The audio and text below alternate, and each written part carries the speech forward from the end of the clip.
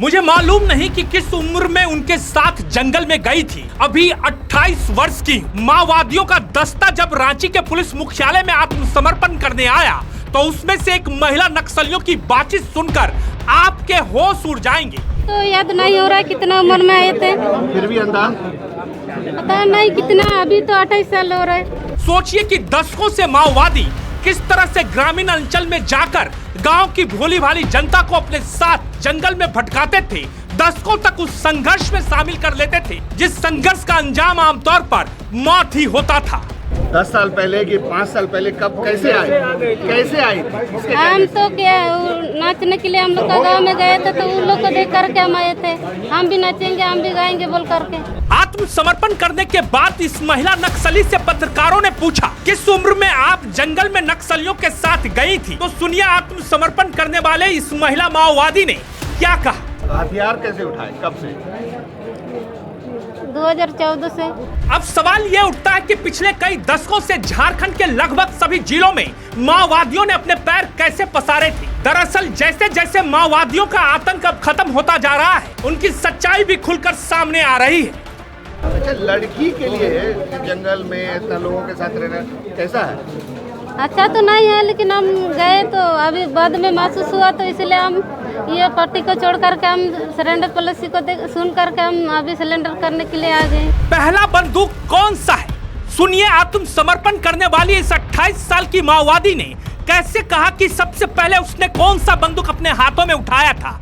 क्या कभी उसने उस बंदूक को चलाया भी, या दशकों तक सिर्फ वो एक करियर की तरह, या फिर दशकों तक वो सिर्फ सामान ढोने वाले एक करियर की तरह माओवादियों के साथ जंगल की खाक छानती रही। सबसे पहला हथियार कौन सा मिला? इंसास। चलाती हो ना? मैंने कितना चलाया? ट्रेनिंग भी हुआ था? हाँ हुआ था। अच्छा, ट्रेनिंग कितना चलाने आ घंटा? गया अच्छे से? एक बार भी चलाने तो नहीं चलाए हैं। बस खाली लेके घूमना? हाँ, कितना घूमना पड़ रहा है जंगल में, कितना किलोमीटर? 4-5 घंटा। हाँ, माओवादियों का सांस्कृतिक दल पहले गांव में जाता था, फिर अपने नाच गाने के जरिए ग्रामीणों को लुभाता था, और उसमें से जो लोग भी उन्हें लगता था कि वो उनके साथ जा सकते हैं, चाहे वो महिला हो, चाहे वो बच्ची हो, चाहे वो पुरुष हो, उनको वो अपने साथ लेकर जाते थे और फिर दशकों तक उस संघर्ष में उनको साथ रखते थे जिस संघर्ष का कोई अंजाम नहीं था। घूमने के दौरान क्या करते थे? घूमने के दौरान करते क्या थे? एक जगह से दूसरा जगह जाना।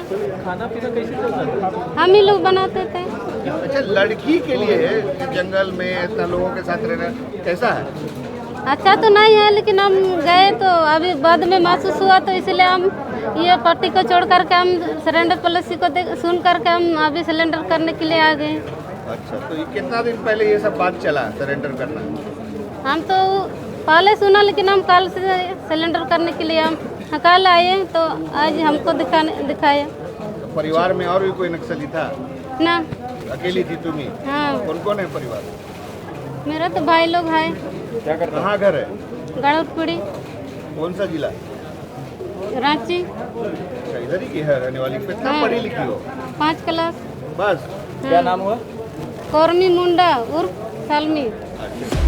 झारखंड में सुरक्षा बलों को नक्सली विरोधी अभियान में बड़ी सफलता मिली है। हेमंत सरकार की आत्मसमर्पण नीति के तहत राज्य के अलग अलग जिलों में एक्टिव 16 माओवादियों ने पुलिस और प्रशासन के सामने अपने हथियार डाल दिए।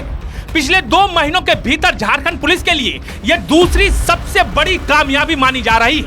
आत्मसमर्पण करने वालों में चाईबासा के 14 और लातेहार के 2 नक्सली शामिल हैं। आत्मसमर्पण करने वालों में सबसे प्रमुख नाम संतोष महतो उर्फ वसुदेव दा उर्फ दिलीप का है। वो प्रतिबंधित भाकपा माओवादी का रीजनल कमेटी सदस्य था और उसके ऊपर 15 लाख रुपए का इनाम घोषित था। पुलिस के मुताबिक संतोष महतो 128 आपराधिक मामलों में वांछित था। उसके ऊपर 1 मार्च को मनोहरपुर, छोटा नागर और झरिया केला थाना क्षेत्र की सीमा से लगे जंगल में आईईडी विस्फोट की घटना में शामिल होने का भी आरोप है। इस विस्फोट में कोबरा बटालियन का एक जवान घायल हो गया था। आत्मसमर्पण करने वालों में दूसरा सबसे बड़ा नाम जोनल कमेटी सदस्य चंदन लोहड़ा का है। उसके खिलाफ 78 मामले दर्ज हैं और उस पर 10 लाख रुपए का इनाम घोषित था। ये सभी नक्सली अपने साथ 6 इंसास राइफल, 2 AK-47 राइफल, एक HK-33 राइफल, एक US कार्बाइन, एक M16 राइफल सहित 1562 राउंड कारतूस के साथ झारखंड पुलिस के सामने सरेंडर किया। सरेंडर करने वाले 16 नक्सलियों में 11 पुरुष और 5 महिलाएं शामिल हैं। 27 नक्सलियों ने सरेंडर किया था। उसके बाद 13 जुलाई को रविंदर गंजू पकड़ा गया। 4 दिन के बाद अजय महतो उर्फ टाइगर पकड़ा गया और उसकी फिर पत्नी ने सरेंडर किया।